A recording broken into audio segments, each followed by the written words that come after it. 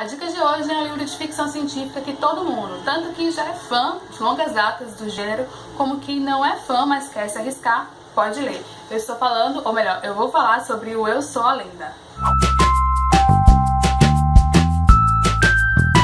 Antes de entrar um pouco na história do livro do Eu Sou a Lenda, é bem legal a gente saber um pouco da história do autor, do Richard Matheson. Richard é conhecido como um grande escritor de ficção científica e terror. É um dos escritores inspiração do Stephen King. Ele nasceu em New Jersey, se formou em jornalismo e serviu na Segunda Guerra Mundial. Ele morreu em 2013, aos 87 anos. Durante sua carreira de mais de 50 anos, ele produziu não só literatura, como também produções para o cinema e para a TV. O Eu Sou a Lenda é um livro de 1954, é um dos seus trabalhos literários mais famosos e um dos mais adaptados para o cinema. Talvez você se lembre dessa história por conta do filme com Will Smith e Alice Braga. É um filme de 2007, se eu não me engano. E foi um filme que na época, fez um grande sucesso por ter uma ideia bacana. Só que dizem por aí, aliás o próprio Richard já falou, que essa não é a adaptação de Eu Sou a Lenda mais preferida dele. Treta Feelings.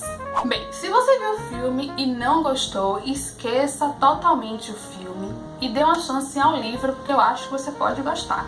Dividido em 4 partes, que vai de janeiro de 1976 a janeiro de 1979, o livro Eu Sou a Lenda conta a história de Robert Neville, que é o único sobrevivente a uma praga que transformou todo ser vivo da face da Terra em vampiro. Não sabemos porque o Robert é imune ao vírus, mas ele tá lá como o único sobrevivente a essa praga. E nós acompanhamos o seu dia a dia tentando se manter vivo e principalmente tentando manter a sua sanidade intacta. Robert criou uma rotina para os seus dias, uma rotina para superar tudo isso. Então ele saía pelas ruas da cidade em busca de alimentos, de suprimentos. Ele caçava alguns vampiros durante o dia, Ele ia nas tocas, e nos lugares mais escondidos durante o dia para tentar capturar alguns vampiros e matá-los. E ele também aproveitava o tempo, para reforçar a segurança da casa. Isso tudo ele fazia antes do anoitecer.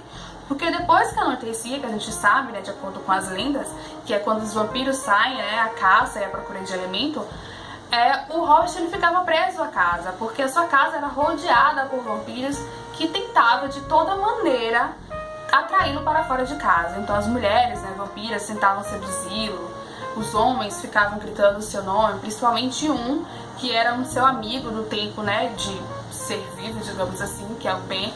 Então Ben ficava lá fora gritando Neville, sai Neville, tentando atrair o Neville para fora, tentando atrair uma presa, porque o Neville agora era o único ser vivo e sangue fresco a gente sabe que atrai os vampiros. Apesar de ter como background os vampiros, o Eu Sou a Lenda não é exatamente um livro sobre vampiros.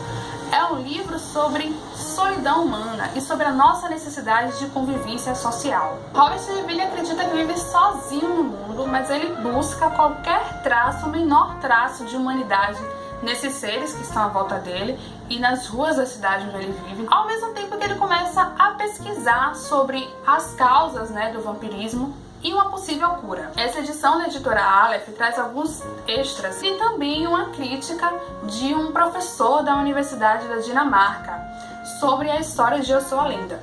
E nessa crítica ele fala que o grande bacana desse livro é que o Richard tentou tirar aquela coisa folclórica do vampiro, que é uma lenda, uma coisa, folclórica mesmo, e transformar em algo científico, levar para os tubos de ensaios, levar para algo mais objetivo, algo mais científico do que apenas lendário. Então Neville ele vai também buscar explicações lógicas e racionais científicas para o vampirismo. O que aconteceu com aqueles seres, o que é aquele vírus, como é que pode se propagar, como é que pode uma pessoa pegar e a outra não, como é que ele estava imune, e também explicações lógicas para o comportamento do vampiro, E ele vai até colocar em dúvida algumas lendas sobre esse comportamento.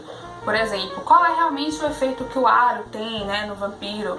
Por que o vampiro tem medo de cruz? Coisas do tipo. Não é um livro com muita ação, tá? Eu acho que devo dizer isso logo de cara, então apesar de ter uma coisa meio vampiro, a gente não vai ver muitas lutas, não vai ver muito sangue jorrando pelas páginas desse livro. O que também é legal, a gente sabe que Robert Neville está sozinho e tentando sobreviver. O horror vivido por ele não é só por causa dos vampiros, mas também e principalmente por causa da solidão. Então a gente vai ver, assim, a cada página que a gente virar, a gente vai encontrar o Robert Neville lutando contra a solidão, tentando se manter são, tentando se manter, né, no controle da situação, apesar de tudo. A gente vai acompanhar os seus dias ruins, os seus dias bons, as suas pequenas conquistas, as suas pequenas descobertas, as suas esperanças, as suas tristezas, a saudade da família, da mulher principalmente, da filha, dos seus amigos, né, do trabalho. É um livro bem pessimista, na verdade, é bem pessimista porque a gente não sabe o que aconteceu. A gente só tem ali a visão de Robert, a gente não sabe o que acontece ao redor do mundo, nem ele sabe. E na verdade ele não tem muito como saber, porque se ele sair e passar do horário, né, de voltar pra casa, ele pode virar mais uma presa dos vampiros. Mas é uma leitura que instiga, sabe? E que prende muito.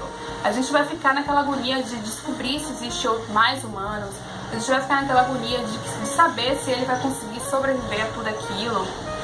Por que ele é imune, né, ao vírus? Ele vai sair dessa, ele vai sobreviver aos vampiros e à solidão? Então é uma leitura que eu indico principalmente para aqueles que não são tão ligados no gênero de ficção científica, mas que gostariam de ler algo diferente do que está habituado. Eu gostei bastante da história. Essa edição da editora Aleph tá um primor, é em capa dura, bem bonita mesmo, tem umas ilustrações dentro, todas em preto e branco e tom cinza também.